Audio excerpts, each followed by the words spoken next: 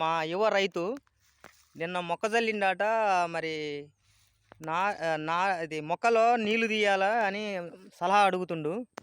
మరి ఇంతేనా ఎట్లా అని చెప్తే, ఇగో ఈ విధంగా కర్ర పట్టుకొని మధ్యలో గాడి కొట్టు అని చెప్పాను.